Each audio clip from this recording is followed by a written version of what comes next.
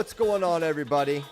Welcome to episode 1002 of FloWrestling Radio Live. I'm your host, Christian Piles, joined today by James Dean Rader. This is his flu game. He has been theragunning and stretching and doing all sorts of exotic poses in order to unlock his neck. I'm going to get tough, though. Tough podcasting. And nothing else. And we have Tyler Meisinger. He was locked out of the building because he loses things. And we have Ben Funky Askren, who just has to go downstairs to do this show, so it's a lot less complicated. Oh, baby. How are you? Yes, not as complicated. I rarely have issues. I'm doing good. Rarely. On occasion, I can't find my basement, but for the most part. Once in a while, the internet goes out or, that type of stuff. Yeah, once in a while, it's like, wait, in this giant palace of a home, where did we put the basement? No, my internet's actually right down here by, I'm hardwired in. I don't know if you guys remember, you suggested that when I started FRL. I don't use a Wi-Fi connection. I hardwire in. So if the internet goes out, then I'm screwed. Yeah. But it's only happened like 3 times in 5 years, probably. Yes. And it's crazy. Tyler just walked off the set again. If you can cut to Tyler's camera quick. Look, he left already. I can't believe this. He's coming back. Oh, no. I was shutting a door. No, I was about to ask him to do that. But instead of thanking him, I decided to embarrass him. So Tyler's back. We're ready to start the show. It's state championship season. Ben Askren's headed up to – where did they have those? Madison. Yeah. Just have them at Culver's. Oh, yeah. They have them at Culver's Arena? Because it's actually Culver's Arena. You know that? Is it really? I did not know that. No, I made that up. Oh, my gosh. I believe it. If you had said that, I'd be like, oh, that is so cool. It is kind of surprising they don't have a Culver's Arena anywhere in Wisconsin yet. To my knowledge, I've never heard of it, but Culver's is popular. They should get a Culver's Arena. Everywhere should have a Culver's Arena. I love Culver's. I had never had it till I went to we went to the Dells for cadet trials there, and then ever since. There's no Culver's in Texas yet? Oh, there are. Now we go. Okay. I didn't know what they were, though, but now I know. So go. This is free Culver's. Cheese curds and custards. Yeah. When we were they're considering sponsoring the podcast. Yeah, we're in talks. So this is a little freebie for my friends at Culver's. We were in Missouri for a duel, the Oklahoma State one, and me and Spay, and I did a little follow along with Keegan and Mako, and they were both saying that their vice is Culver's. That's wow. They have a thing called the cement mixer. It's their version of the Blizzard. So it's kind of training because you're visualizing. That's right. The move while you're eating. Those are some real bad boys, though. Oh, yeah. I'm looking. There is one. It looks like there's one in Pflugerville, Christian. Yeah. Oh, we've been there. We've been there. No, you know about this one. Yeah. We know about it. Right there off 79. Nice. You keep going, you end up in Hutto and Braytown and Kozak Town. Braytown. Yeah. Hippo Land. Nice. Okay. Well, yeah. All right. Ben wants to rage about something. I'm not sure if it's a little early. We got good vibes. Maybe not a rage yet. Maybe we'll tease the rage. No, I love raging. I know. He called me raging. I was annoyed. Listen, because I don't ever read the comments on Facebook, right, and I read the comments. Rage mode activated. Go ahead. Comments. Because I thought, hey, these wrestling people, they're smart, they're reasonable, and they're obviously going to agree with this take because there's no good reason to disagree with this take. But so many people were like, oh, my God, if you take away potential dangers, everyone's going to die. Like, dude, that is not what's going to happen. And so let's just be clear. I did say for adults, but I think it could kind of extend to most age groups. I mean, we don't have potential dangers in the high school practice room. And how often do I actually stop something? Like maybe once a day, tops, right? With all the things going on. Yeah. But the argument I brought up to you, Christian, was I think this is pretty obvious. There's actually this sport called jiu-jitsu, right? Where you actually try to submit someone. You try to make them be in enough pain where they're going to tap out and they can no longer continue. And in high-level jiu-jitsu, they get good at defending things, so you can't even make them tap out. So you cannot even injure. You're attempting to injure someone, and you can't injure them, right? You're trying to break their arm or choke them. Now, in wrestling, that obviously would not be the point of the match, and there would still obviously be illegal holds and stalemates. There would be these other things, right, that we could use. But the notion that people are just going to get hurt all the time when they realize they can't be saved by potential dangerous is just so foolish. That's just not what's going to happen at all. People are going to figure out how to wrestle out of these situations, and they're trying to figure out how to not be in these situations very often. And we will be in a situation where we're not watching referees save people when they don't need to be saved. Yeah. When you think about it, potentially dangerous makes the legal illegal, right? Correct. Yes. That doesn't make sense in a sport. So, yeah, I'm kind If of. I could add on, I think that maybe Ben, like an unforeseen result of no potentially dangerous could actually be less injuries because people know they're not going to get true. saved and they're going to be more reluctant to wrestle in those positions. I'm not. That's kind of No, predictive. I think but you're. I think you're 100% right, Tyler. I think they're going to take some ownership for their own actions because I will tell you with scrambling, in 2002 when I went to college, I hurt my knees like 3 times in the first 3 months, and I thought, man, these things I'm doing are kind of dangerous. I kind of need to figure out how to not hurt myself, and so I actually started thinking about what ways can I move that will not hurt myself, and what ways am I moving that will hurt myself, and what position, right? Because at that point, no one knew what the hell I was doing. And so I had to figure out for myself how to not hurt myself because you can move in ways that will be harmful to you. So, yeah, I think people would take it upon themselves to figure out what positions they should and should not be in. And it would save us a whole bunch of hassle. Yeah.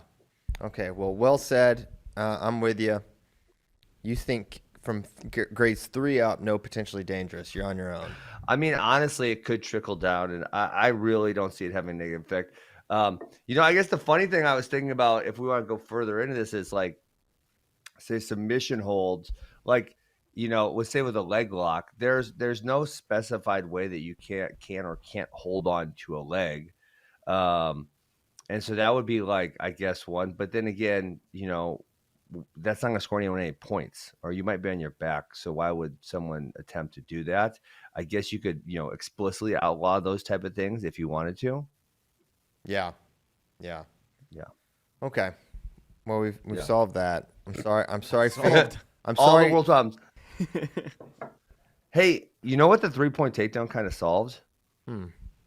Which no one predicted this. Well, okay, go ahead. We don't need insta-death anymore. We don't need insta-death. Yeah, no insta-death, because what the 3-point takedown made is they made the major kind of close, so no one's just riding the other person just to stay on top, right? Yeah. And that was what was happening all these other years, is they were staying on top forever. I think the insta time was 3.5 minutes is what we set it at. Mm-hmm. And now with them having the ability to get a major much easier, no one's doing it. It's really great. I did not foresee that as an outcome. But I'm happy that it is. No one's even trying to insta-death. Can you guys explain insta-death? I'm still team insta-death. So insta-death is simple. Basically, Ben came up with the idea. He was tired of seeing guys get ridden for 4 minutes and not earning points. Yeah. So he's like, can you imagine? Like, I wish we should find the clip. If if you get 3:30 of riding time, the match is over. Trapdoor, you're just sucked into. And you get pinpoints. Yeah. You get pinpoints. Pinpoints. That would be incredible. I think that would really be. I still think if we had it, it would be amazing. But it would have solved the problem if a lot of people were riding for long. I feel like we've seen a few times, but we still don't get the excitement of insta-death. Yeah, you were gonna have it. People chanting insta-death, insta-death, insta-death. Yeah, Iowa Hawkeyes would love insta-death. They'd have like skulls on a stick, pounding them on the floor. Yeah, it could get a really interesting cult vibe going. Yeah, I'm all for insta-death. Awesome. You know what else I feel like the 3-point takedown has eliminated, which was sort of an annoying thing, is you have the match where it's one takedown and the guy gets away and they trade escapes, and then the one dude is just trying to push for the stall at the end, and the guy gets like the obligatory late stall calls because the action that happens later in the match gets rewarded in the eyes of the ref. And so you have these weird like 2-2 or 3-3 matches, or yeah. There's only one takedown. 2 escapes and 1 takedown. Now you can't do that anymore. Yes, I love that. Yes, it's made a lot of matches that were tie matches not tie matches anymore. Yes. So that's been a big positive. It's been good. Okay, I wrote in the doc. I had one. I meant to mention it on FRL 1000 and then 1001. But the number one regret I have, and it's not really a regret because we tried so hard, and by we I mean Mark Bader. We tried so hard, Ben, to have Wes Roberts on that show. We tracked him down. We reached out to Jack Spates. Jack Spates got us in touch with Wes Roberts, sort of. But Wes never would. He wouldn't respond to a call, to a text, a nothing. So I don't know. To a casual viewer, who is Wes Roberts? Wes Roberts is the man that Ben Askren could not bonus point. No matter how hard he tried, no matter what he did, so hard. He couldn't. I tried so hard. And so anytime Ben gets on these elite wrestlers for not getting a major, I just pull the Wes Roberts card, and I just get like a 3-minute rage out of Ben Askren. It's great. So I wanted him on the show, and I wanted. For the life of me, I still don't know how I couldn't major him, Christian. I would love to hear what he has to say, but I'm sure other people had strategies too, and none of them worked. Yeah, freaking Wes Roberts. He had the right one. So yeah, that was a regret. I mean, he was, and honestly, for you guys, when I had tweeted like, "Hey, who should we have on as a guest?" and it was like one of the most popular ones was people saying Wes Roberts.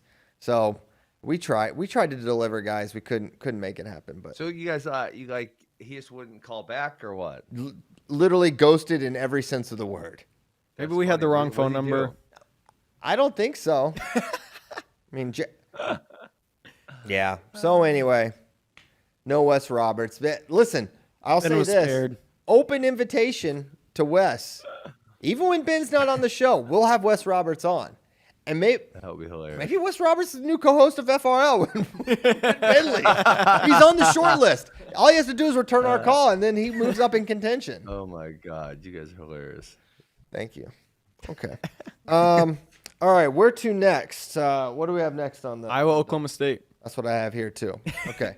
Iowa, Oklahoma State. I cannot wait for this dual meet. If you look up and down this lineup in the potential matchups, and I think we see Gabe Arnold, and I think we probably see Ben Keeter as well. I think this is going to be a duel with an insane atmosphere where the outcome of the duel is not going to be known for a while into it. Even if one team comes out hot, there are so many matches that I feel are in the balance that this is going to be, it's going to be highly contested. No team's going to be out of it. I think a lot of the matches are going to be in the margins, even matches where you'd say the Hawks are big favorites. I think they're going to be interesting. Just if you look at the trajectory of, some of how Real Woods has looked, right? That makes a Tag and Jamison Real Woods match really interesting. Whereas coming into this year, we're not even discussing this match. Spratley versus Ayala after, the last couple of weeks of Drake. That's going to be probably a one takedown match if you had to guess. It's going to be close. It's going to be close for sure. Who knows with Ratchie? Ratchie looks better. He's probably had a slightly better year than Jordan Williams or Sammy Alvarez. But rematch of the 2021 Fargo Finals in which Jordan Williams won. Late, right? Mm-hmm. Yeah. Every match Jordan wins, he wins in the Iceman. Duck under fashion or something. It was crotch lock exposure with 2 seconds. Yeah, 1 second. So I remember that. I don't know who they'll throw out there. Alvarez has been pretty interesting this year. They've been going with Williams this month. Alvarez was the guy for January, and they're 4 duels or whatever, but they've gone with Williams the past 4 or 5 duels. So I would expect to see Williams. Feels like maybe Williams had an injury issue or something because he didn't wrestle at all for a while there, and now he's been back and he's been wrestling every duel. Yeah. So I think it's going to be fantastic. For me, I'm going to be under the gun because the Texas Youth State Championships are on Sunday. So we got to get it wrapped up. No way. It's 2 hours away. I'm going to have to drive a little over the speed limit to get home, hopefully on time to not miss this duel. You're going to get home. You're going to finish the state tournament before noon and get home by 2 o'clock? Starts at 2. Yeah. 2 Central. Well, Caleb's session starts at 8 a.m. Okay, so it still only takes that long. Our state tournament's huge. We do 2 age groups per day. They do it lasts a very long time. Each session takes 3 hours. We do it in a huge place. We have that's 20 mats. How many mats? 20. We do 16. Oh wow, what a joke state. That's pathetic, Wisconsin. Yeah, I don't think you guys probably have as many kids show up at U State as we do. We got a big one. How many do y'all have? Every bracket's full, 4 age groups, 24 kids per bracket. I don't know, probably 80 brackets. What's the math on that? 19, 20. Yeah. So we have on the card here, Texas Youth State Tournament has 2,000. Shut up. It's on the card. Anyway. Oh, hey, you know what I got, Christian? What you got? Well, I'm leaning carnivore. I'm thinking about going carnivore, but then I got my man Greg Warren's pizzas from Joe Bacardi, and I said, listen, Greg Warren sent us these pizzas. I got to try them. Listen, they are significantly better than emos. There's no doubt about that. But I can't get down with the Provel cheese. I don't know. Like, I just don't love it. All right, so a notch above, a frozen pizza is better than restaurant pizza from Emos. So that's already that's already a dig and further validation. But here's the thing. Here's the real problem. Because we were supposed to have some too, and it got sent to you know who. And so I'm wondering, I was like, well, maybe I'll sample them. And then next thing you know, I was like, bro, I mean, my friends were over and we accidentally ate this. I don't talk like that. That's exactly what you sound like. Are you kidding me right now? From California. Hey, Ben, when did you get yours? Yesterday. Well, okay, maybe mine will come today. Greg said he was looking into it, but then he said, oh, yeah, they were delivered. Did he actually? No. Yeah. This guy's the liar over here. Can't be trusted. You're so trickable, though. It's nice because I'm very trickable, as every listener of the show knows. So it's good to have someone else trickable. Ben's kind of trickable, too. Yeah. You'll just be believing stuff. You know, sometimes I'm too trusting sometimes, but sometimes I'm too skeptical. I got to find a nice balance. But I have 2 more frozen pizzas. All the AWA managers are staying together in Madison. So I'm gonna get all their takes. I don't want just my opinion. I'm gonna get their opinions also. Yeah. Okay, that's good. More data. When we have Culver's, or not Culver's, man, I got Culver's on the brain. I was gonna make a joke about y'all staying in like a Culver's themed inn, but instead, when we're gonna eat the pizza live on the show, right into the mic, and we're not gonna eat it before. Yeah, we're gonna chew on. Those are gonna be Provel cheese and JD's mustache. It's gonna be. Hey, Christian, I just got official numbers from Big Sexy Scott Cleaver. Yeah. We had 2,208 wrestlers at the state tournament. That's crazy. That's crazy. Oh, yeah, I forgot that we didn't have the novice division. Novice division, we get 2,600. Shut up. It says it on the card. I didn't read down that. We don't got baby divisions. You got to be, 9 and under, I think, is the youngest division in Wisconsin for state. Really? 9 and under, 11 under, 9, 11, 13, 15. Man, we got kids in strollers coming to the mat. Yeah, that's preposterous. No, it's good. You got to get that. You got to get that mat time, man. Do you guys have regional qualifiers? Like you actually have to qualify because we have that also. So there's a whole bunch of people who don't qualify. You have to qualify for open. So there's rookie, novice, and open. And if you want to do open, you have to do 3 events at the weight. Oh, got it. Okay, so all of our age groups have qualifiers. Yeah. Hey, but before we get too far from Wes Roberts and instadeath, someone wants to know in the chat, Ben. James Martinez said, could Ben get the instadeath over Wes Roberts today? Oh, yeah. I'm sure this dude hasn't been on a mat. I'm going to ride him for hours if I want. Wow. Could you have instadeathed him back then? If the goal was... I probably could have because I don't think he could have gotten away from me very easily. But I was probably letting him go because I was wanting to get bonus. I failed in turning him. I couldn't turn him, which was highly frustrating. So I was probably letting him go. The first one, he actually got the first takedown on me. And I came back and I got a few takedowns. I think I won like 8-5 or something. And the next one was like, I say 6 or 7-3. And then NCAAs was like 6 or 7-3, something like that. So I feel like that's about right. Yeah. Tyler didn't know that you had wrestled at the NCAA level, so we were watching some of your highlights yesterday. Yeah. We watched your match against Herbert and Gavin. Mm-hmm. So nice. He's on board. He thinks you're pretty legit. Yeah. All right. I had no idea. Sweet, Tyler. I didn't know your level, Ben. He's good. He just knew you from your ADCC performances. He's like the jiu-jitsu guy. I'm like, yeah. Oh my God, you guys are dorks. I'm getting all the numbers. Scott Cleaver says we have 4,139 wrestlers at the qualifiers. Oh, the qualifier level. Oh my gosh. I can't believe we have 4,800. Them up. We have 4,800 in our what are you doing, qualifiers. Ben? Yeah, 4,800. It's on the rise. Hey, someone actually asked a question about me wrestling Marcelo Garcia grappling. Yeah. People try to party on me for that, and I think you people are idiots because, listen, I was like 7 months into my jiu-jitsu career, and I wanted to roll with literally the best guy in the world. He smoked me so bad. He was so freaking good. Yeah. Marcelo's like what the difference was. He's kind of like John Smith of jiu-jitsu. Yes. Yeah. He was ahead of everybody. Yeah. And he was just steps ahead of me. Like I just, I was 7 or 8 months into jiu-jitsu, and it was so much fun. Like watching, I love feeling like how good someone can be. Like I had to roll with other really high level black belts at that point, and like I got beat, but I didn't get killed. and then you roll with him, and you're like, oh my god, like this level exists. This is so ridiculous. Yeah. I'm obviously not a big. I have somewhat knowledge, but not a ton. But everyone said that Marcelo is like every jiu-jitsu person's favorite jiu-jitsu athlete. Like, Oh yeah, he's like just the legend. Anyway, he was so good. yeah, he's good. All right. What next? We talking ADCC trials next, or do we have any? No, we didn't even get into it. Yeah, come on, man. Let's go. JD has 4 picks written out for this duel. You want me to read them out? I think we should do the whole duel though. Okay. Okay. It's the premier duel of the week. I will say, though, I don't think it's going to be as close as Christian does. Who do you think wins? I feel like Christian that there's a whole bunch of toss-ups. Now, like Oklahoma State and Oregon State, those toss-ups could potentially all go in one direction. But there are a whole bunch of toss-ups. There are a bunch of toss-ups, so it could be close. But when I was going through it, I just leaned Iowa pretty much in every toss-up. Weird. Wow. I know, weird, Let's see. right? I haven't done this yet, so let's see where we go. What do you think? 25, JD. Who you got? Toss-up, but I lean Ayala. He was out last week, sick. Week before, not the best performance. Got it done.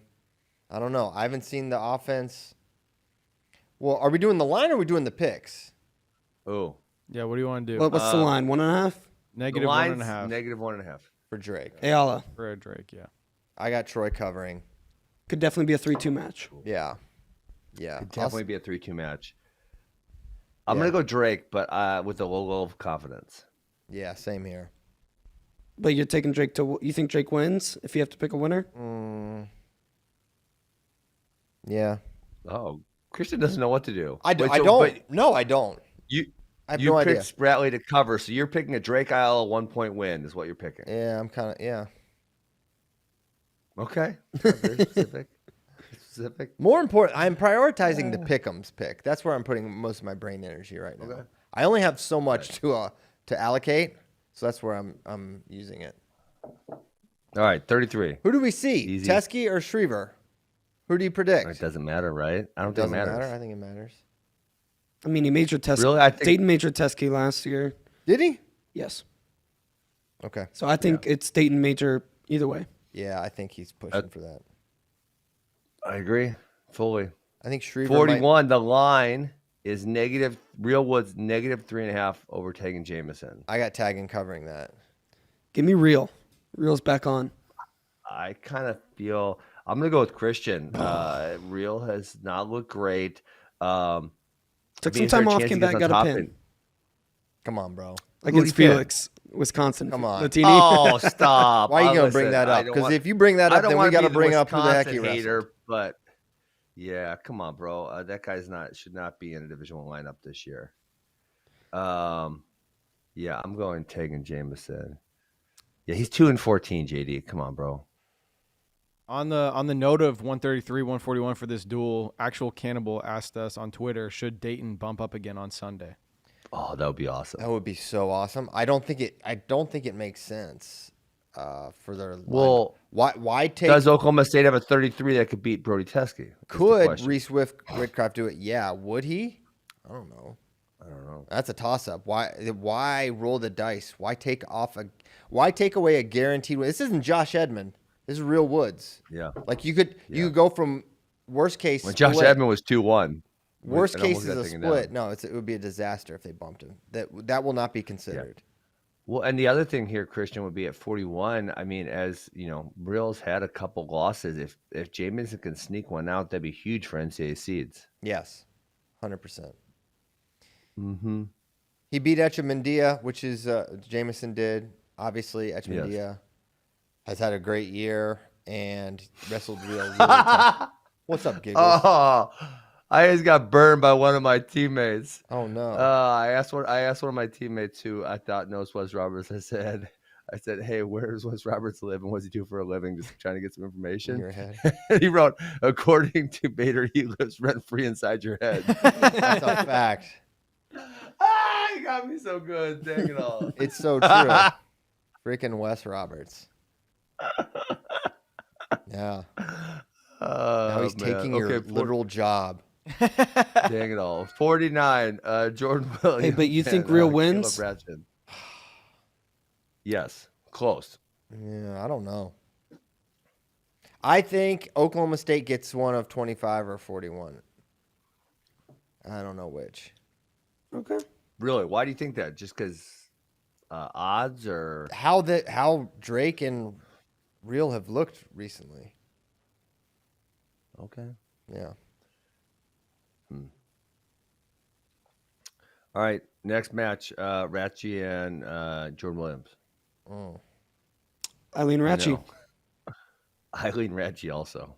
Do we have a line for this, or this is just No. this is just No, for funsies? nope. Mm-hmm. Who's Just Tyler got funsies. in this one? He's been breaking down the film. Oh man, I haven't watched either of these guys wrestle that much. Jordan Williams does some cool stuff though. He do. I think this is a good matchup for Ratchi. I like him to win this one. Mm-hmm. Dude, I think it would be an interesting chess move to throw out Alvarez in this one. Throw some. Why do you think that? Well, I listen to FRL and I hear about Caleb Ratchi. He doesn't know how to scramble. He doesn't know what to do when the guy's on his leg and this, that, and the other. And I think, well, geez, I know what Sammy Alvarez knows how to do. He's a really good scrambler. And if what Ben Askren says is true, this would be a nightmare matchup for You Caleb got to Ratchi. you got to be a good shooter to get to their legs to force him to scramble. Maybe you let him in. Right? Maybe. There's Yeah, I mean Jordan Williams is a pretty solid scrambler in his own right. That's true, I would too. say. That's a very good point. Got some good moves. Yeah. Maybe you throw out one for the first period and you throw out Alvarez for the second and third. Tag team. Is that legal? What if you could do that? One, you my could tag God. team one. Penn State would really dominate then. Yeah. Finally, they could get off the losing slide they've been on. Okay. 57. You got Franek and Teague. Yeah. Fun one. But another kind of toss-up, but Eileen, Iowa. Yeah. That is Well, kinda, we gotta pick him here. It's -3.5 Franek. I go Travis covers. I'm gonna go Travis. Yeah, I covers think on it. Travis Also, covers. just a little- I heard his father Too was a much. renowned chiropractor. And I was He like, is, man. Brooks is awesome. He comes from good stock. That means a lot. Yes. And Brooks wanted to correct me. He did not pin everyone in a headlock at the Kansas State tournament. There was a couple cradles in there too, he said. Okay. But they were all first period, in fact. A cradle's really just a fancy headlock. Because you still have the head locked in there. It's a headlock with the leg. Yeah, it's a headlock with the leg. It's not really different. That's why I always like Ben Askren's best move was a headlock. Oh, you guys are He's hilarious. put his own little twist on it. Okay, 65. baby. What makes this interesting is Caliendo won 7-2 last year in this. 60. Beat the tar out of him. 6-2 is a tar beaten. 2 takedowns to none and over 3 minutes of riding time. He insta-deathed him. Oh, almost my instant death. gosh. 2 escapes. Will Olenek take the mat? So here's the thing. On the one hand, that happened. On the other hand, Olenek is indisputably better this year. I still lean Caliendo, though. Same. And I don't have... Is this a pick 'em? Yeah. Yes. What's the line? Pick him. Pick him. I think it's kind of easy one. I feel the same way as you guys. I'm leaning Caliendo for sure. Yeah. He actually looked pretty good against Hamidi last weekend. I know he lost, but he went hard. He came back against Mitchell. Olejnik's got a couple of tricky weapons, but yeah, I think Caliendo's gonna be a Olnik little too beat powerful. Hamidi. What's up? What's that? Olnik beat Hamidi this year. Yeah. You're saying Caliendo looked good in a loss, but he still lost. Olenek won. Yeah. Is Ben just taking all Yeah. my picks also? Is he in... I'm not. I'm no, I'm you- opposite of you on one. You pick Spratley to cover. That's right. Yeah. Mm-hmm. Mm-hmm. Okay. What's next? 65. Wait, Are we- did you are we- guys make a decision? I got Caliendo. We all went Caliendo. You all Oh, yeah, went no. Caliendo. Okay. Ben wants Olenek. Right there. Okay. Ben wants Olnick. Thank you. 74, Braden Thompson versus Patrick Kennedy. I say this is a match. JD laughs at me uncontrollably. This is a match for Sorry. sure. Braden Thompson is an overtime expert. Yes. It's going to overtime. Says close, but Kennedy. Oh, my gosh. JD. Well, I'm picking Kennedy also. But Make I your think pick, it's gonna be Christian, close. before you start partying on me. Is there a line? No. There's no line. No. We're just doing pick for this one. Okay. Guess how many overtime matches out of 16 that he has this year? 7. 6. Dang. That's a lot of overtime matches, dude. This guy just loves wrestling so much. He's like 7 minutes is not enough. That's why I love Will Luan. Because he's like, he loves wrestling that much. He's like, I'm willing to not wrestle for these 7 minutes just for the opportunity to He even wrestle loves tiebreakers. 2 minutes, 2.5 Extra. minutes. Don't look at me. What? That's the spin zone that you won't make, and I don't know why. I'm trying to give you ammo here, and you won't use it, Tyler. Too funny. I'm not talking about this. All right, fine. Talk about too much. Yeah. All right, I got Kennedy, but it will be competitive, close, one takedown or overtime match. Mm. Braden losing to Tate Piccolo does take a little bit of momentum Wind from his wings. Yeah. If you will. Thank That you. was Thank you. wild because he killed Piccolo earlier this year in the first Bedlam, and then Piccolo had good in high school obviously, but he's been getting kind of smashed this year. Peyton Tech folded him. He got whooped by someone else. Who was it? I'm blanking right now. Oh, it was Max Mailer from Wisconsin that I saw 12-1. So yeah, he was not having a good year, but that's a good win for him. It is. I'll take Kennedy to win this one. Mm-hmm. Close. 84 potential to be the match of the duel. Man, if we get what we want. They got to use Gabe here. You have to do it. They got to, don't they? How do you not? There's literally no reason not to because it doesn't mean anything if he loses. My prediction is if they have the duel locked up, which if it goes how I have predicted with Iowa winning the toss-ups, I don't know if we see it. I see you said that before the show, and I can't understand how that makes any sense. There's no reason. I get it. Like, there's no downside to using him, even if you're not going to use him at NCAA. We should add this to the sheet. Will Gabe Arnold wrestle or not? Yes or no? Yes, without a doubt. No, these guys probably got inside information. I'm not making that. I don't have any inside information. information. I actually have Iowa winning to this point. I got Iowa winning 6 to 7 matches. Yeah. That's 67 matches. 6 of 7. There's only 6 10. of 7. Oh. That's what I'm saying, too, and at that point, duel's locked up.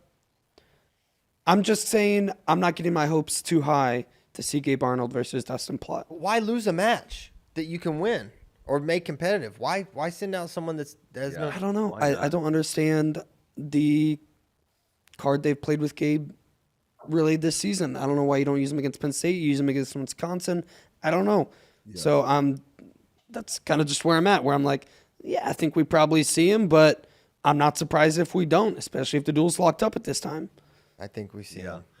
I'll shed a single It would be tear dumb not to use him because this is their last opportunity. There are no more opportunities. It's the Big Tens, and if he was going to wrestle, then he might as well wrestle. So, why are we going to leave one out there? That doesn't make any sense at all. Coach Dresser canceled the Last Chance Open, so I don't know what else. He did? Yeah, that's a tragedy. That is a tragedy. Best tournament of the year. What did he do it because all of his guys got enough matches? So he's like, yes. We're not going to help other teams. Yes. We'll cancel this. Kind of smart. How much ahead of time would you have to schedule a Last Chance? Like, could someone who's got not as many matches, say Monday, the 26th, say, hey, guys, Last Chance Open, 3 p.m. I literally think you can do that. Didn't Real do something like that? Yeah. When he came back for Pac-12? Really? Before he came back for Pac-12? Yes. Like he wrestled after Pac-12. Wait. I think that's what happened. I think he did conference and then I'll look it up. No, that can't be right. That might be right, though. And it was something like in the wrestling room with Oregon State or something like that.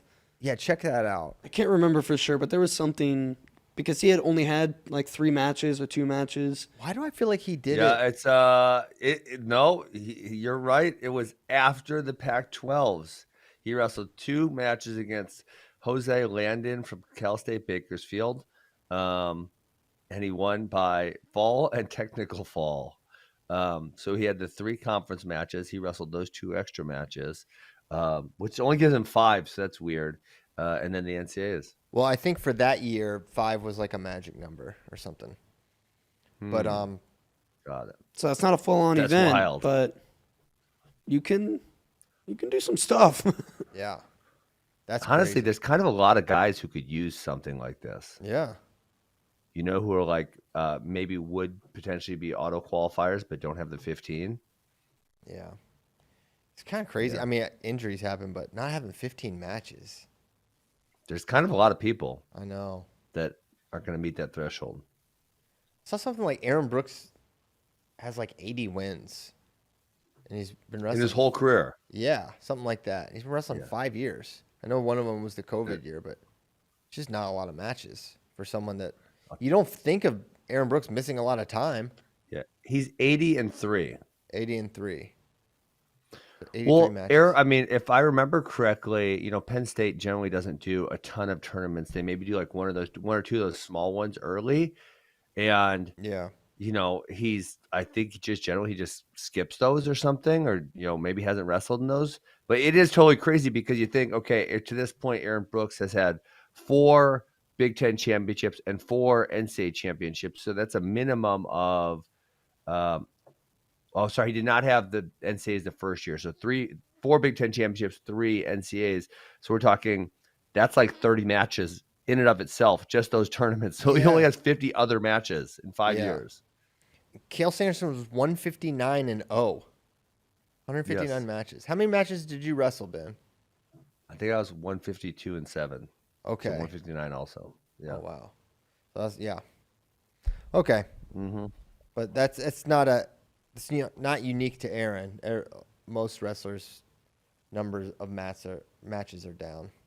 Okay, we were at 84. Yeah. I think they used Gabe. So let's talk about that match. Yes, Are you giving Gabe Arnold a shot in this match? Yes. Me too. I think it'll be close, but I think Plot wins. I agree. Yes. I think Plot has a lot of offense, a lot of ways to score. He needs to not play Gabe's game, which is limited chess match type of thing. I think he needs to really fire.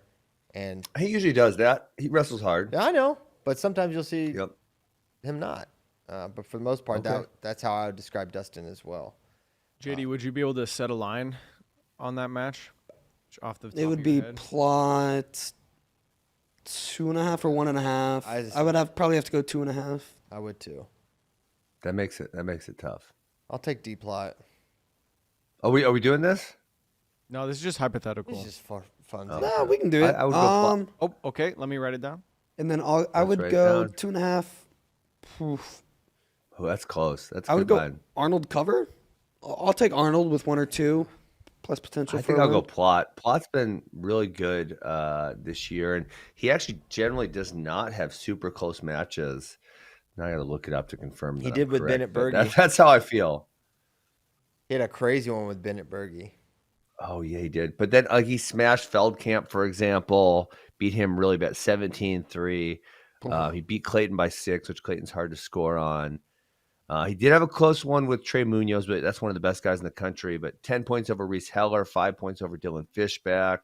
Yeah, I feel comfortable with the cover. 4 points over Lenny Pinto, although he did lose to Lenny Pinto also. Pinto's a Got beast. that. Would you go Pinto's a CP? beast. I'll chase Ben and go opposite. I'll go Gabe.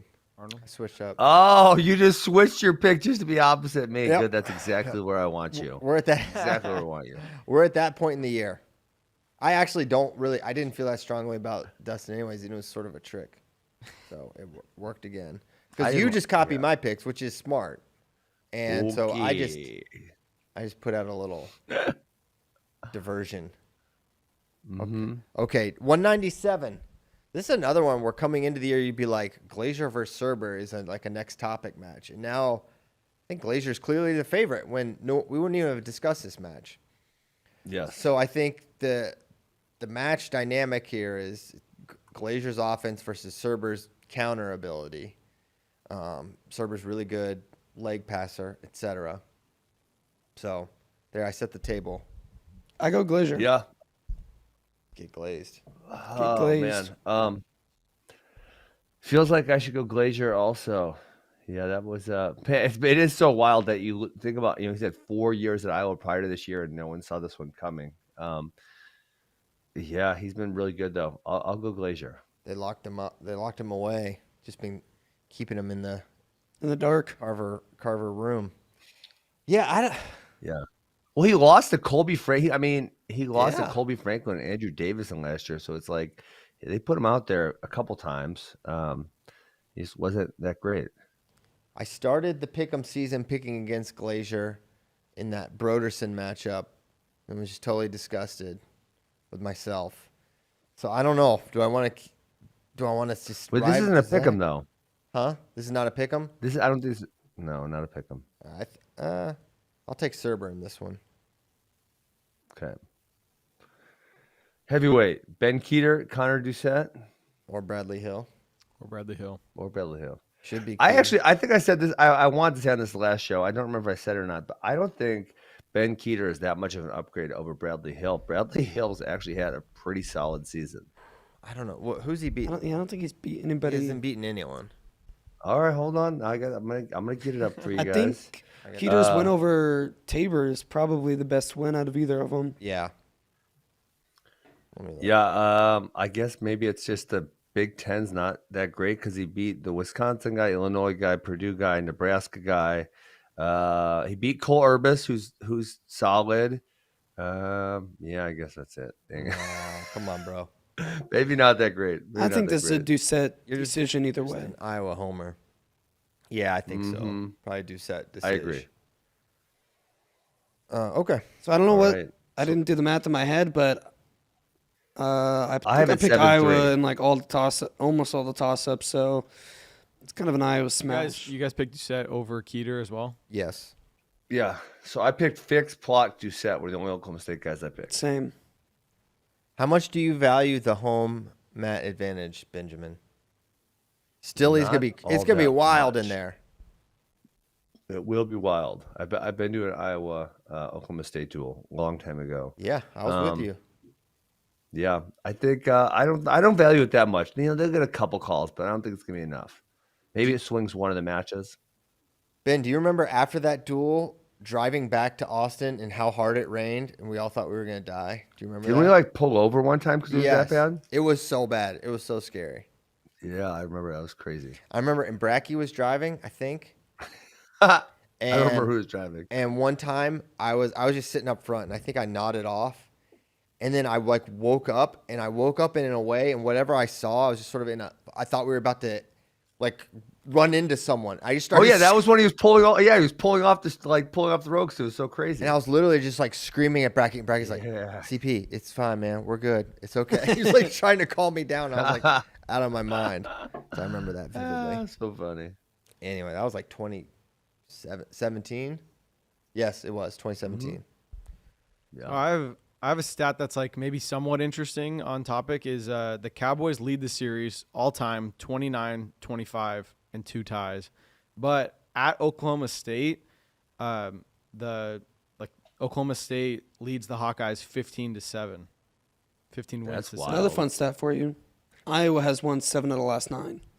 That's also another stat. These stats are getting funner and funner, boys. I know. But That argues right there that home advantage does make a difference when you hear those stats. Yeah. You need to look maybe when they wrestled. Yeah, it also could just be when the teams were good and when up and down. Yeah, but you years, think how they over line the up. course of 20-some matches, it would even out, right? Yeah, no, you would. You'd hope. 2019 Dang, was crazy. Had the Spencer pitch, then Dayton DeSanto. That was a crazy duel as well. This is the first time I was gone to Stillwater since 2019 because they wrestled in Texas in 2022. Oh, that's right. Oh yeah, the battle. They at the wrestled Out at the ballpark. ballpark back to back, right? Back to back. No, they wrestled Michigan. You're right. Okay. So I think it's going to be close. What makes it – here's the thing. I feel like there are a lot of toss-ups that lean Iowa. I agree with that. But I also feel like Oklahoma State has the only sure things in this duel with Dayton. That's correct. Dayton's a sure thing. I feel Doucette probably. Yes. I'll give Keeter a shot. I give Keeter a shot. I give Gabe Arnold a shot, obviously. So I feel like Dayton's almost the only sure thing. Okay, so there's one sure thing, and it's Oklahoma State. And that matters. And I don't know. Jason Hildreth in the Facebook chat also points out. Huge Oklahoma State homer. Is he? Yes. Well, he said the Cowboys have been winning the toss-ups all year, which is kind of true. It is totally true. NC State, Oklahoma State, they won 4 overtimes, I think. In Missouri, I don't even listen. That wasn't pretty. They've been really good this year in dual meets. Yes. So yeah, good point by Jason. All right, what's next? We got a lot. There's a lot of duels. There's more pick'ems if we want to go to. Well, Missouri, Fridays we should just do Carr O'Toole now. We got to talk about this match. Do it. Such a big match, biggest individual match of the year, maybe. Again, it's so rare you get rivalries like this where you get to see them 4, 5, 6 times potentially. It's gonna be incredible.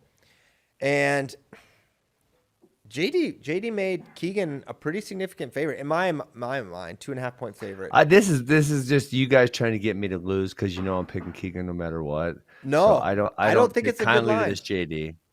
It also has to do with the fact that he beat him by 6 points in the NCAA finals. I know that. That is true. And David Carr, to me, won the first 2, 6 points. Those 2 offsetting penalties. We're back to pick 'em. That's how I would do it. And I don't make let's do pick 'em. That's kind of how I think too. But it has seemed to me this season that the public perception has not included David Carr in the 165 discussion the way I feel like it should. Well, it just seems like Mitchell Messenbrain comes on the scene and all of a sudden everybody's just talking Mitchell versus Keegan, not even mentioning Mitchell versus David Carr. That's because that's more of the Wisconsin, the Bend thing that makes that their teammates, same high school, and there's a lot of reasons that's part of that. But and also he wrestles for Penn State, which can make every conversation sort of outsized. True. I feel like personally, and I could be wrong, that David Carr is not amongst the casual fan being included in the 165 discussion as much as I feel he should be, because I also think this is a very close toss-up match. I also think these lines aren't actually for the public. It's for us. So the balance we shouldn't be lumped in with the casual. So if Keegan is a 2.5-point favorite, do you think Carr covers? Or do you think Carr covers? Yeah, I'm saying absolutely. No, Keegan's gonna get him. This is gonna be so tight. If it's that'd be a lot 1-1, easier if he didn't have to beat him by 3 points. If he could win by 2 or 1 and still win the pick'em. Yeah. So my thing with this, it's like, all right, Keegan was able to adjust, and he figured it out in the third crack. Now it's like when you're winning, how much adjusting are you doing? Now David's lost. There are a few things that Keegan threw at him that he now has to adjust to. I still think it's a tough matchup for Keegan, and I think it always will be. I don't think okay, he won by 6, he figured it out, let's move on.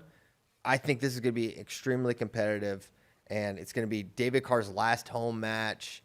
I don't know. I think he's going to be very tough to deny. I think it's a pick 'em match. Yeah. But since I'm getting points, Carr is a very easy decision for me. So I think there's 2 reasons why people have kind of leaned more Keegan. Is number one, his performance at the U23 Worlds was really, really impressive, and he really had a good U.S. Open. Also, kind of smoked everyone except Nolf. And then 2 would be Carr lost to Julian Ramirez, which I think that was one that not a lot of people saw coming, and maybe gave people pause. But he has obviously looked really good since then.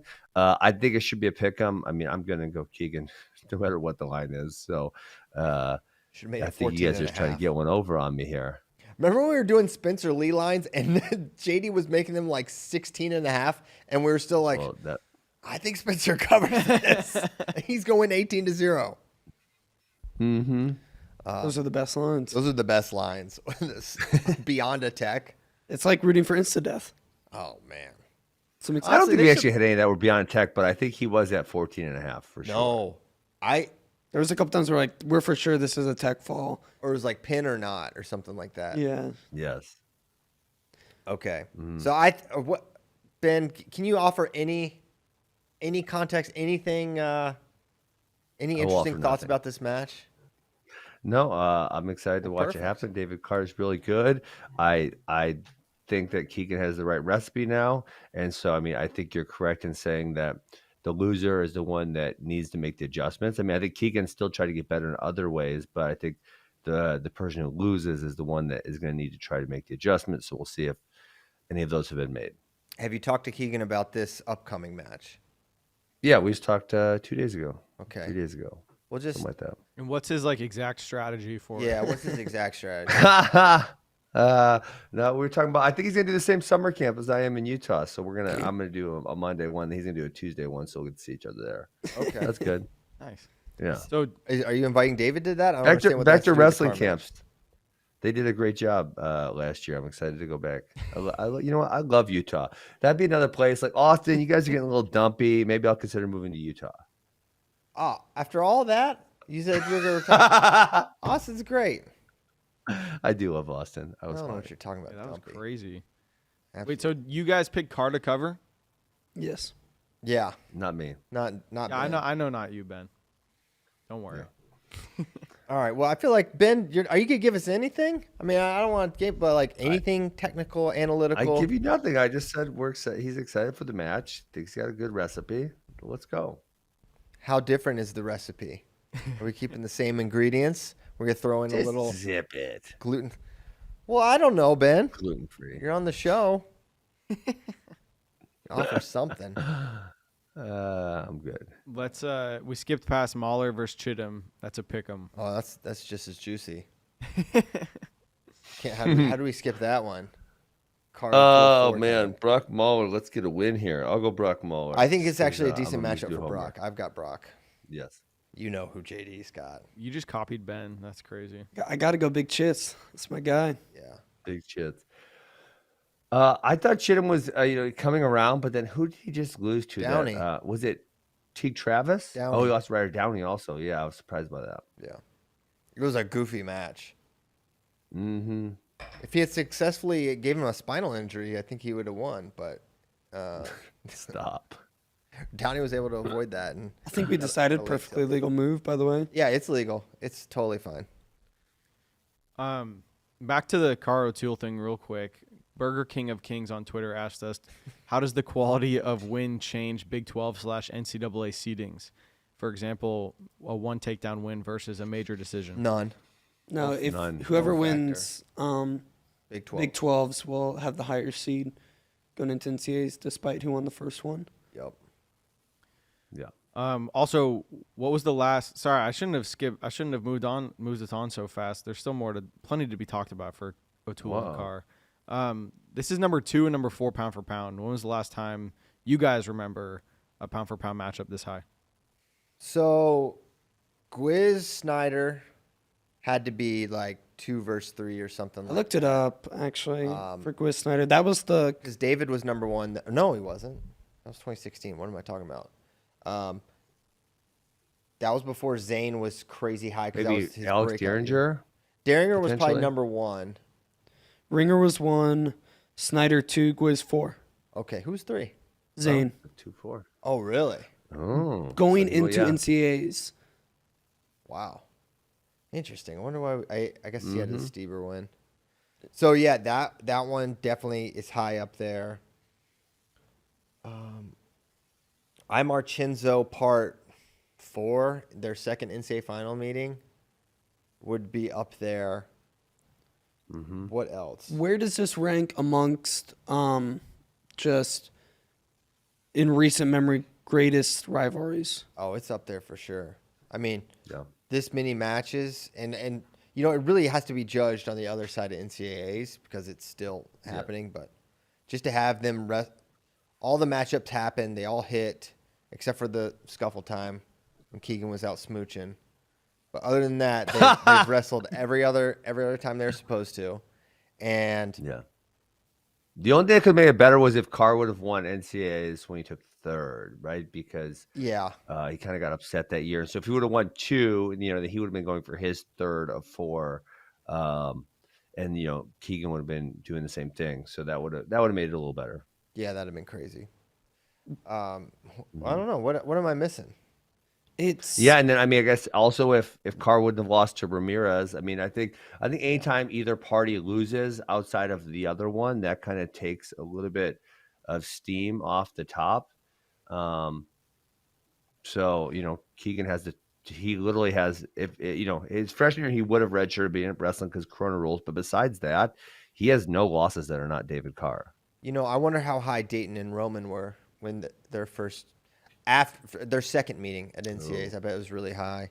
Another one, they only wrestled 3 times, but it was incredible. Was Nolf Imar. Nolf pins him the first time, kind of broke him, and then they had this crazy Big Ten match and a crazy close NCAA final, and Imar ended up winning. That was a great rivalry that I really enjoyed. Zahid Mark Hall had some fun back and forth because the guitar smash. Well, they had the headgear pull, which was like, obviously contentious. Controversy helps rivalries. Controversy does help. And then, okay, what happened the next time they wrestled? That was at, I think they had like an all-star meeting and Zahid won. And then they wrestled at Rec Hall, and Mark played the guitar on him. He kind of broke him. And then they wrestled at NCAAs that year, and Zahid kind of won handily. And then he smashed the guitar. Mm-hmm. That was a phenomenal celebration. That was good. Imar Chenzo, a Facebook chatter says. Yep, I said that. Oh, my bad. But they're right. Does a matchup have more hype if it's like a Snyder Quiz where we haven't see it and we only get to see it in the NCAA finals versus something like this where we'll have seen it 5 times leading into the NCAA final? Well, you're obviously more excited for that singular match. But then when you look back at like the stretch of the series, I think the more they wrestle, the better, especially if it starts going different ways. Like, last year was kind of controlled the first time by Carr. Second match, really close, goes to overtime. And then third match, Keegan wins. So you kind of got a little bit of everything there. So now, how does it proceed? If, say, Keegan were to win all the next 3 and it was not very competitive, then you would kind of feel differently about it. But if, Carr wins here, Keegan wins the Big 12s, Keegan wins NCAAs or something like that, then I think, then it's 3-3 and you feel a little bit differently. Yeah. Well, I would say there's a difference between then Quiz Snyder's not a rivalry. It's just a hype matchup. But this is a rivalry. Yeah, correct. But yeah, I mean, there's something to be said for like the anticipation of the match that you're only going to get it, at the end. All the marbles. This is maybe not the best example right now, but like the Real Woods, Andrew Lears, it became kind of clear that was the matchup last year that you needed to see to figure out who the best guy in the country was. And so knowing you wouldn't get it till Saturday night, that made that a little more special. Yeah. Anyway, I can't think of anything else. David Taylor versus Kyle Dake is like This hasn't reached that status yet. Nothing will ever reach that status in my opinion. Whoa, ever. Returning Hodge versus guy going for his 4th. Inconceivable. What if it was Keegan versus Carter Srirachi next year? Okay, that could. Ooh, but I don't think it'll match it. I don't think it'll match it. I don't think Keegan's winning. What? Keegan's not winning the Hodge this year. Carter could. But it'd be a 4, winning 4 going versus winning 5. A guy going for his guy going for his 4th versus a guy who just won the Hodge. I don't think it'll be as hyped as a guy who's going for his 5th. People will be more hyped for David versus Kyle. I will always believe that. Nothing will create that level of excitement. But on paper, like that would be a guy going for his 5th who is a returning Hodge. Why would it not? And the weird thing is, I agree with you. But those names don't ring out. Those guys. But why? Because it's like, look at the styles. Look at how David was winning. Look at what Kyle Dake had won 3 titles at 3 weights. They were friends, and that was like a well-known thing. And then Kyle Dake put his 4th on the line by going up into his weight class, and there was just. You mean what Keegan is doing against Carter? He's not winning the Hodge. They're not friends. Carter could win. You guys have Hodge rankings up for this year? I was just going to look at them. I can't find them. Where are they at? They're up. Look up 2024 Hodge rankings, FloWrestling. Should be the first one. Second on college, I found it. Do you think that you're a little bit biased now because they have so many world titles compared between? No, I agree. I agree with you. Absolutely not. It was the biggest thing ever. I don't think anything's gonna match it. Personally, I mean, well, there's things I don't know that are gonna happen in the future, but there's nothing I see on the horizon coming. Maybe if there's like a Bo Bassett versus Anthony Knox rivalry or something in 4 years, that could go crazy. But no, I think to say it's not on the same level is like pretty wild. It would be a guy going for the only guy who will ever be able to go for his 5th title. Going for his 5th title, who perhaps could be the returning Hodge winner, against a guy who's going for his 4th title. Here's the difference. Storace isn't bumping up and putting it on the line, and Storace isn't the poster boy of Penn State like David was. Mm-hmm. Yeah, but Keegan is the one bumping up and putting it on the line the way Dake did. But it wasn't the poster boy of Penn State. Well, listen, Keegan probably Dake was the one bumping up and putting his fourth on the line. Yes. So it'd be like Carter being the poster boy of Penn State and bumping up and putting his title on the line, not Keegan. No, because Dake didn't wrestle at Penn State. I know. So that doesn't even make sense. No, but I'm saying Storace is the one going for the unprecedented fifth, as like Dake was going for the unprecedented four different weights. Yeah, okay. And Carter Storace, while he is maybe Penn State's most popular guy this year, they are producing those guys so frequently now. He is not the poster child of the program like David was. Also, we'll see how the reaction to this. But the four-timer thing has a different sort of reverence now and stigma. Yes. Like at that time, Cal Dake was the first one to get one since Cael. And Cael was the first since Pat Smith. Since then, Logan got one. Yanni got one. We're probably going to have two this year. Might have another one next year. I feel like four-timer, I'm not saying if something happens more often, it does lose its specialness. Which is why someone going for their fifth title would be such a big deal. It's just it's more of a, it's not that it's hard to, I don't even know what it is because there's only a few people that's even a possibility for. You think Cael would have 22 if he just kept wrestling? Like, is not that special to me. It's like, it's hard to do, but like, I think it's special because he's the only one who will ever be able to do it. That'd be great. yeah. Yeah, I think that's the case. Yeah. And even when you're winning NCAA titles, I mean, as referenced by Spencer Lee last year, even when you're winning NCAA titles, it's still tough to win more NCAA titles. So I do think the more in a row you get, the better. Cael might have got 22. This is our 30-minute warning, by the way. 30-minute warning. Yeah, we've been talking about this topic for a minute. Yeah. Yeah. That's okay. It's very interesting, though. I'm willing to move on as long as you guys. Big Taylor was just lightning in a bottle that will never be captured again. Yeah. I mean, I think, and the numbers bear it out. Look at all the crazy hyperbolic. Stuff. Look at all the crazy stuff that's happened since 2013 NCAAs. No NCAA finals has ever been really close. In viewership, not close. Is the highest by far. Okay, but you're comparing it to an NCAA's that hasn't happened yet. Okay. And I feel like I have a very good pulse on people's interests. And that's just my prediction. That's how I see it. You don't think people would tune into? And there was controversy. Keegan take on Carter? Of course they will, but I'm saying it's not going to be like that. It's not. I'm sorry. It's sad. They do not have that kind of magnetism for people. There was also controversy in their scuffle. The match was contentious also. Mm-hmm. So there could be controversy that maybe Keegan and Storace wrestles. Maybe Keegan starts kissing girls again on New Year's Eve, and then who knows? All bets are off at that point. I don't get that. Yeah, I guess that doesn't make sense. Maybe it's Carter's girl. You never know.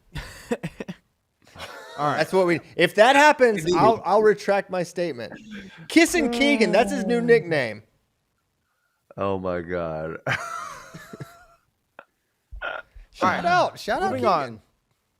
Virginia Tech, NC Moving State. on. Actually, no, never mind. Bastida Elam. Elam. That's Elam. I don't know why I said Elam. I know how his name's pronounced. That was crazy. You? Bastida Elam. Is there a line? Negative 1.5 younger. Younger. Yeah, Elam younger. doesn't score any points, man. Unless He's going against Rasmussen with the duel on the line, in which case he's an absolute savage. He's gonna he's gonna summon that beast. I'm gonna go Elam. We could have a 1-point loss or a tie potentially, and I still win. We need to. You know what, JD? You got to get more Missouri pick'ems in here. This is gonna be my. I know that's how you guys. And you got to really stack the lines, make them not even. Yeah. This is perfect. Okay. Cool. Next, Virginia Tech, NC State. In my opinion, duel of the week. Yeah. Well, I guess Iowa and Oklahoma State is maybe Duels of the week But like as far as rivalries go, this one's awesome. The ACC duel of the week. It's great. ACC duel of the week. Well, shock jock JD. It's gonna be crazy. Feels like NC State. Feels a little like in Oklahoma State, Iowa, in that there's a lot in the margins, but the ones in the margins probably you lean NC State in a lot of them. And I feel like NC State's picking up some steam. They look really good. Yeah, at a good time, kind of like Oklahoma State. So we just got 2 pick'ems for this one. Kai Arini versus Sam Latona. Arini is -2.5 favorite. This is tough. They were always, man, that's a lot of points for Kai. I feel like their matchups are always close. I mean, Sam won by a hair at NCAAs last year. The points make me want to take Sam. I'm gonna go Arini. Sam has looked a little off recently. He has been off all year, I would say. So Lost to Wisenhunt early, and then he's been taking one weird loss. It feels like a month, yeah. So I'll go Arini. I believe. I will go Arini also. Oh, baby. I think I got one closer to Now, Ben. also, like, what are the odds that Kai Arini sticks his tongue out like a psycho if Very high if he wins. If he wins, I'd say there's a really high probability. I'd probably say 80%. Overtime chance. takedown, dagger to the heart of Christian Piles. That and he would be says, a dagger. "Take that." Then that's when I'm going to summon my inner Caleb Piles and be like, it shouldn't count for overtime. I think Kai Arini's tongue out celebration is maybe the best in the NCAA right Absolutely. It's up there. I like Raise the Roof too. now. Raise Oh, the man. roof is How about NC State guys? They have the best celebrations. You think they have a celebration like training session? So they're like, after practice, they're like, hey, we need some good celebrations. Yeah. What are you going to do? That's Pat Pop's big thing. Yeah. He's like, all right, boys. Oh, Rich- I thought you were gonna say something after know. that. He's like, "All right, boys." That's all he says. Yeah, that's it. You know what time it is. Didn't Ridge do a fun celebration after like beating Henson or something? He did that. Well, he did this. No, this season. Oh. What I did he? don't remember. I don't remember that. Maybe I'm He was misremembering. pointing right into cameras. No, or was that? I don't know. There's a lot that 'Cause tournament. I thought it was like kind of controversial because people were like, "Oh, well, celebrating after like a 1-point win or something like that." And then he called us out on in his post-match interview for picking against him when we all picked him. Oh yeah. He's like, FRL, only Ben believes in me. It's like, bro, I picked you to win the tournament.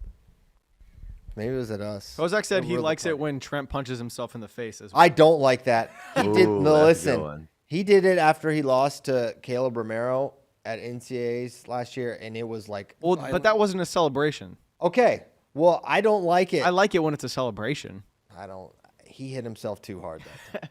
I didn't like it, and he did it too many times. I did not like that. When it's a being a wimp, celebration, Piles. it's, I'm not being a wimp. It doesn't hurt me. You're being a wimp. My favorite was It's called empathy. I'm worried about a person, Ben. You should try it, you cyborg. one time he punched a chair in celebration and like, Detonated. blew it up. Yeah. It exploded. That was Chair amazing. exploded. It literally. I think That would was probably definitely explode worked if you on punched in me. the celebration practice. Yeah. Hey, where's the What if it was a prop chair? like Pat? Where's the exploding folding chair? Trent's just the man because he's raw emotion. Yeah. I literally think he should smash the chair every single time he wins. Yes. I would love make the that. crowd He should go have a nuts. designated smash chair. What if they had like one of those Yes. folding tables for like guys to just jump on after they win? yeah. What if Wolfpack Mafia. What if NC State had a designated table guy that could just get slammed through the table every time Tables. they get a big win? No, every time it's the pin table, and every time you get a pin, you have some guy that's just getting yeeted through the table. That would be awesome. love it. That's free. Somebody in Raleigh will volunteer. Someone will do that. Keith Gothard may get Little Rock on board with this celebration. That's how you get rocked up. So Yeah. good. That's a good idea, and I stand by it. The only other pick'em for this one is Henson Arrington. Henson -3.5. Too many points. Arrington. Arrington's looked really tough. I really like Henson though. Close. If Yeah, I if think it it was is 2.5, probably close. I'd have been more nervous. 3.5, I feel good. This is gonna be close. I'll go Arrington to I cover, concur. Henson to win. Wow, Ben copying CP this time. Not surprised. You guys been copying Yes. each other a lot. Yeah. Do you want to talk about that duel anymore? We have 20 minutes. Yeah. Goes down Friday evening. It's always electric. It's at Reynolds, which is NC State's venue, Oh yeah. which has It's gonna sold be out multiple times Packed. this year. It's not a small. That's not a small feat to sell out that place. I think if you're looking for bitter rivals that really don't like each other, it's a great duel. So let's a quick run through of some of the matches that are like 65. No one cares about that match, but it's like a toss up between two sort of fringe qualifier type of guys. That's gonna be a huge one. They're going to need Makai to get bonus. Virginia Tech will. I think Cooper Flynn, Jacob Camacho is. Flynn Camacho is like, Ooh, man, yeah, coming into the year, you all know who I would pick in that matchup. But now, given the year they had, but Camacho looked pretty good last week.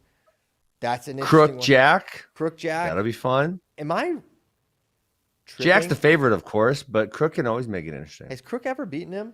I know he's beaten Lachlan. No, he's never Probably beaten him. not. Okay, so yeah, I would favor Jack, but you know it's going to be close. With They had Crook a just- 2-1 match last year. Oh yeah. Crook just beat Lachlan McNeil yes, he did. and lost to Cole Matthews in overtime. ACC's 141. Did you watch that Let's have some match? fun, baby. He Which one? Oh, Matthews Crook. He was so close, Did not. so many different times on these takedowns, and Matthews is just a tricky, slippery son of a gun and got out of everything. Matthews coming into form now. He's beat a bunch of kind of good dudes in a row. He beat Tom Crook, Lachlan McNeil, Ryan Jack, all 3 in a row. I love Wow. Cole Matthews. Dude, he's so awesome. He's a cool Every dude. time I've been to Pitt, he's been. Yeah, awesome. he's the man. Okay. Okay, and then 49 we talked about. 57, man, this kills Tech not having Andonian here. Mm-hmm. Yeah. So I guess it's Olray maybe, or I don't think Hippolito's going 57. I think he's been used. I can't wait Actually, for him. he did next wrestle 57. No, Earlier in Hippolito the wrestled season, he was 57, I 57. They believe. should use him. Dude, Ed Scott versus Hippolito will be a crazy match. Now, Ed will probably win. Just for our entertainment. That's yeah, it. I mean, honestly, not just our entertainment. I think it could be the move. Listen, Yeah, no, Hippolito just wrestled 57 in the duel against Pitt. Yeah. how many? I don't trust That Ben was 6 days ago. to properly count this, but how many dates has Hippolito used? Oh, How do you spell his name? well, you said Midlands doesn't count. If you're saying Midlands doesn't count, then he's got one more. There we go. Love it when a plan Yeah. comes together. So unleash Hippolito against Ed Scott. That could be a crazy match. If that match happens, something crazy will happen. There could be a pin. It could be dominant Oh, for someone. 100%. But it's going to be wild. We're going to be talking about that guy a lot more, if I have anything to say about it, after this year. Then 84, Fishback versus TJ Stewart. You favor Fishback based on the year he's had, but Stewart just had a big win. Who did he beat beat? Heller on a head scissors 2-1. Okay. Head scissors. Yeah. Head scissors is a weird one because sometimes they call it and sometimes they don't. Okay, weird. you always break down. Why should you not be able? Why can you figure 4 and not head scissors? What's the danger there, or what's the Honestly, you should be able to head scissors. It's dumb that you can't. yeah, I've always been sort of too bashful to ask at this point in my career as working in Yeah. wrestling. But I'm like, why is that so bad? I literally have You no can idea literally why you figure can't. 4 the head and some. Yeah, Well, you figure for the head in a pinning combination Yeah. and not anywhere else. Yeah. But yeah, I don't even know why you'd want to figure for the head anywhere else anyways, because like say if you're doing a triangle choke, it's not like you can do a triangle choke without an arm. You can't actually do anything. I guess maybe just slow them down would be Yeah. it. In a pinning combination, you can kind of flatten them where they can't move all that much. But I don't know why either one of those are illegal. Honestly, and then, the figure 4 of the body, they say, oh, that's so dangerous and whatnot. But it's like, well, but they do it all the time in jiu-jitsu, and that's not dangerous. So why is it dangerous in do wrestling? people I'm actually not say really it's dangerous? concerned. What would be dangerous about it? Yes. I'm not sure. The only thing I can guess is if you're trying to like turn them in a power half, but you have a figure 4 and their lower half maybe can't turn. Maybe there's some danger there potentially. But other than that, I have no idea because it's used all the time in jiu-jitsu without any harm at all. Yeah, couldn't tell you. We have 4 more pick'ems, Oh, and we have 15 minutes. All right, Do we want to try to rush through Let's these? go and get to rapid fire on questions? these pick'ems and then get to questions. Rapid fire. All right. Yes. Brock Mahler versus Ryder Downey. Pick'em. Mahler. He's not getting turned. Yeah. Got it. Okay, Downey. All right. Caleb Smith, Richie Figueroa. Smith Oh my is a gosh. Negative 4.5 point favorite. No. Yeah, this is too many points. I'm going Richie Figs. He's 5-5 this year. Richie Figs can't go under 500, so he might even get an upset, but he's not going to get beat by 5 or more. He's been not good. But I'm kind of with you, Ben. I still can't There's give no up. way. I can't Another give up the pick where you're dream. Copying Ben. I'm going Richie. I want to go No, Richie. pick opposite me, just to be opposite me, but please. I'll do it. I'll go Smith. Hey, you should do like a 1, 2, 3 countdown. We just all have to say our picks. Okay. That'd be good. Parko versus Lovett. Lovett is a negative 4.5 point favorite. All right, hold on. Don't Get count. your picks in your head. Don't count yet. 1, Parko- 2, 3. No, Love it. hold on. Love it.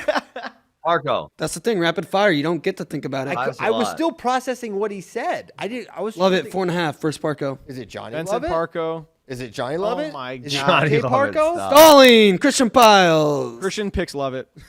4.5? I don't know, dude. You Parko. didn't give me an answer. Parko. I already typed your answer. Don't. All right. Christian picks Parko. All right. Next one. No, you don't get to think. I get to count, and you say a name. Okay. Okay? Yes. This is a pick 'em. Ja'Cory Teamer versus Peyton Robb. 1, 2, 3. Rob. Rob. Okay. Okay, tape delay, Ben. I said Rob right when he said 1, 2, 3.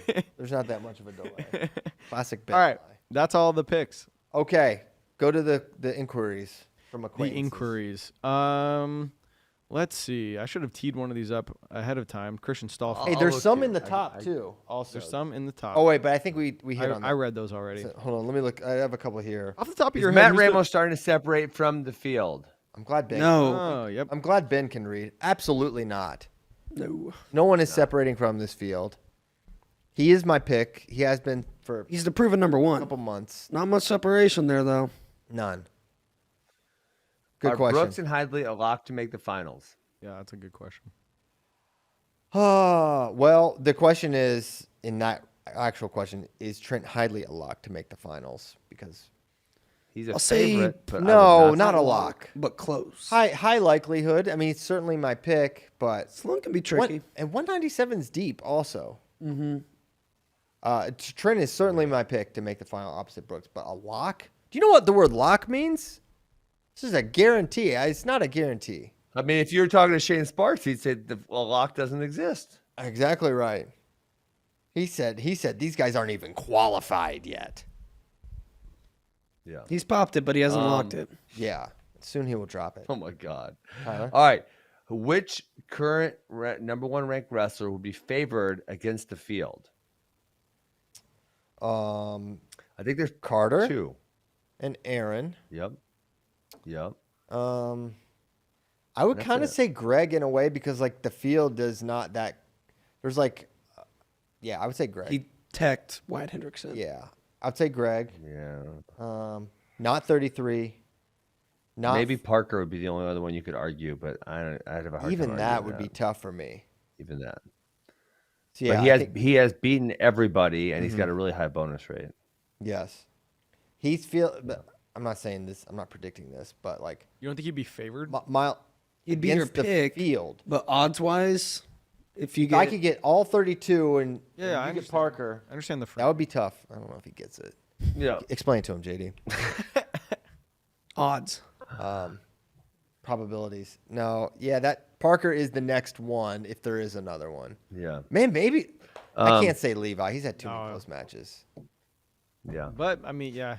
Uh, Sorry, what were you All going to right. say? Next one. Who is someone outside the top 15 that you guys would be willing to say will AA this year? okay. Well, I'm gonna going go to disqualify 125. 125. You can't say anyone at 125. Yes. Fair. Man, I don't have the rankings memorized. I don't know. Come on. Just someone that you Richie think is ranked well. Figueroa. That is You 125. disqualified What did one. you That's what my did I five just say? disqualified. No. I don't know the rankings. Next question. Oh, come on. Let's have I'm some gonna fun say here. Will You have a Oh, computer. come on. Will Luan. Actually, There I don't know we if he's go. outside the top 15 right now. He might be like He's 50. working. He He's working probably on is, it. most likely. Give him time. Hey, Let's see. chill. Will Luan. I'll tell you what Will Luan's ranked. Give me He's 2 ranked 15, seconds. so he's not actually. Outside. Oh, He's not outside. Dang it. Ryan Crookham's All right, outside the fine. top Next 15 pound for pound rankings, and I think he's going to place. So there's one. Gosh. Okay.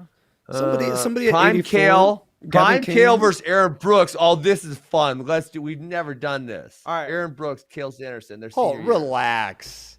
Cael Sanderson? What? You're talking about Cael Aaron Brooks. You're talking about Talking Cael. about Aaron Brooks? This man lost to Marcus Coleman a year ago, and you're going to talk. That's disrespectful. That was a This is lucky match. Here's a better question, because I saw this one. This is a better question. Someone texted me this. Senior year Bo for senior year Brooks? That's a question. Well, so I think it's okay question to say not compare careers, but say at their peak, who would win? Yes. At their peak wrestling, who would win? That is not disrespectful. JD, Let me be the first. Aaron Brooks is a world medalist right now. Aaron Brooks is a world medalist. If you could beat David Taylor, that's about the same level Cael Sanderson was at. Right? Let me be the first to publicly apologize to Cael Sanderson for this question. I will not. Cael, I want easily. to see it. Easily.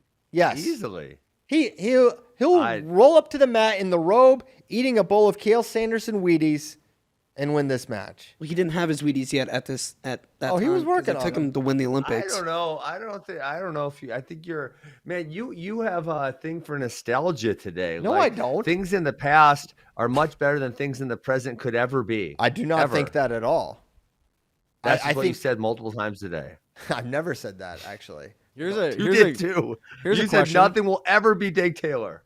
Nothing in the current horizon. And let's say Aaron Brooks, Ben Askren, both seniors. He's way bigger than me. I was 174. He's a big old thick 197. Were you not an 84-pounder at one point? No, he bumped up to beat. I Roger bumped up Kish. one time to wrestle Roger Kish, and that was it. All right, never mind. Fine. But no, what about Bo Nickel versus Aaron Brooks? That's actually super interesting. That's a good one. That is super interesting. I mean, you could, yeah. It's like I think. So then pick an answer. I think Aaron. Okay, now pick Aaron versus Cael. I already did, and I also issued a public apology. Who's very dismissive. I have to. Yes. What do you think, Ben? Do you think it's Aaron or Cael? I think Cael wins, and I think it's a very competitive match. I don't think nearly the way about it that Christian does. I think we're talking about a guy, Aaron Brooks, who probably could have been a world medalist last year had he been able to wrestle at the World Championships. He's beat a world medalist multiple times in miles of mean. He's very, very, very high level, and I don't know why Christian's disrespecting him so much. Walk me through the match. How do you think? I think you're being disrespectful to Aaron. Christian's face right now. I'm just certain things. He's angry. I'm not certain of, but some things it is certain to me. I don't know. You know, this man lost to Lee Fullhart after his college career. What? Multiple times. What's that got to do with the price of tea in China? Because I'm about college I'm wrestling. saying he wasn't untouchable. Yes, thank you. And if he had somebody on his level, like an Aaron Brooks, who is one of the pound-for-pound best NCAA wrestlers of the past 4 years, it's at least competitive. If not, he wins. Okay. Yes. You can have that perspective. I think that's why we live in a free nation, you know, where the First Amendment is protected. Now, again, I'm with Ben. I still go Cael, gun to my head, but of course you do, because you're smart. There's no scenario you would ever. I'm very nervous. What? No, listen. my They brains wrestled going 10 out. times.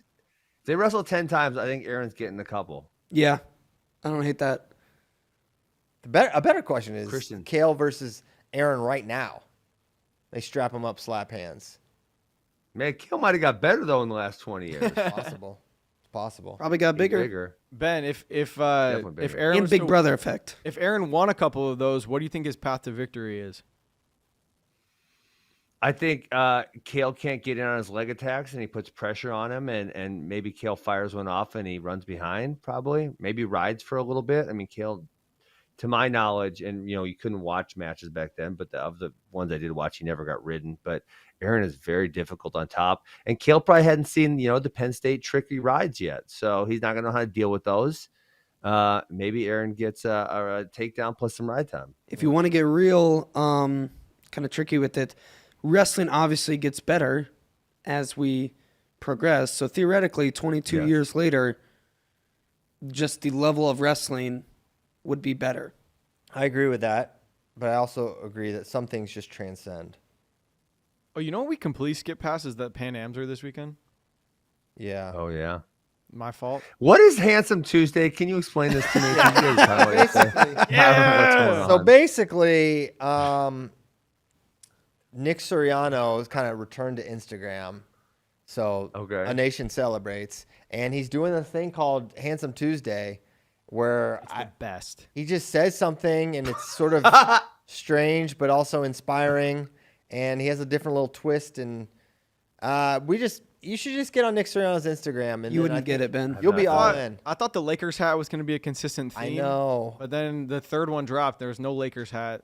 Yeah, he didn't have his hat. I think he forgot. So it did was he Handsome inspire you Tuesday. guys yesterday? Because yesterday, 2 days ago was Tuesday. Did he inspire you guys on Tuesday? Oh, yeah. You should We see- wish each other happy, handsome Tuesdays. Absolutely. The highlight of my week now, every week. Every week it is. We refresh Instagram waiting for a handsome Tuesday to drop. Yeah, we had a fresh Why can't drop. you be handsome on Wednesday? Why do you gotta be handsome on Well, Tuesday? there's no one keeping you from being handsome on Wednesday, Ben. But The- handsome Tuesday, it's a The idea of a bigger handsome than- Tuesday, it sets you up for life. Yes. A life of handsomeness and positivity. Oh.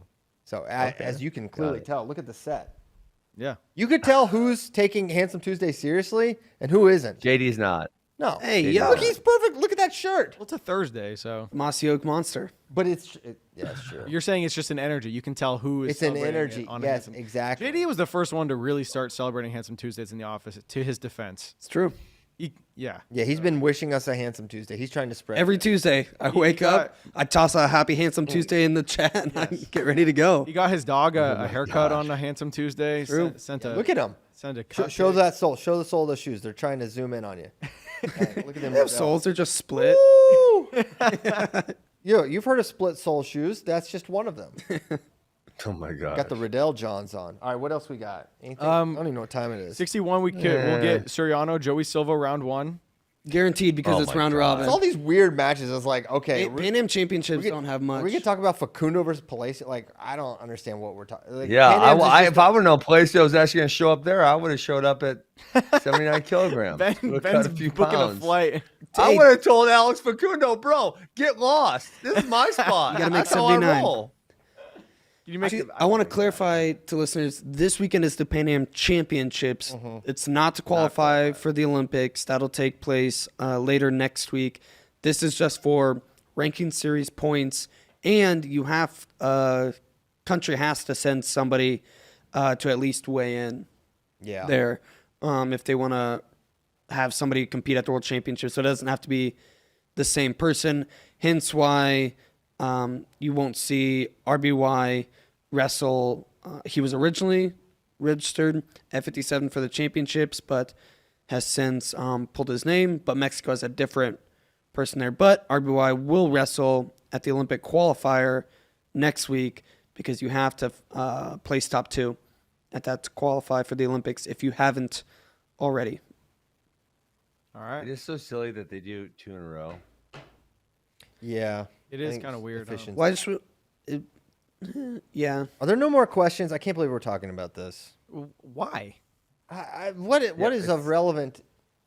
Other than the game, the qualifier is good, but Soriano All right, and if Christian Pantaleo. hates it, I'm going to leave too because I got a lot to do. I don't today. We hate got it. I the want state tournament more going. questions. I don't Christian have to hates dodge All it. it. right. A lot of people want to You know hate in the it, chat and Christian. on Twitter. A lot of people want to know basically what needs to happen for Messenbrink to get the 1 seed at NCAA's. It's simple. He needs to win out, win Big Tens. He needs Carr and Keegan to split.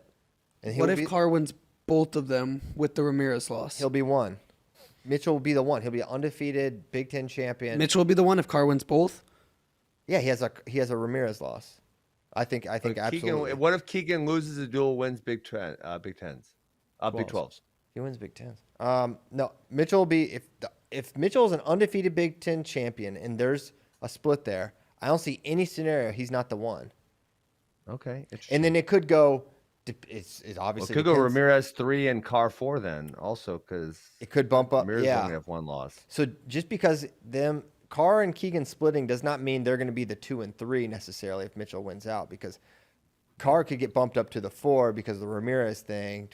It all depends. I think it'll be sort of clear after conferences. 1 minute warning. 1 minute warning. We've been If warned. Vito beats Crookham, could Fix get the 1 seed?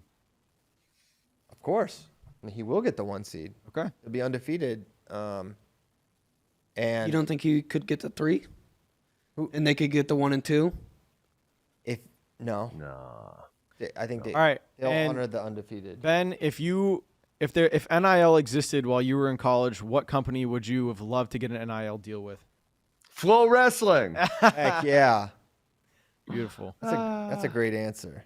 That is a Yeah. great answer. All right.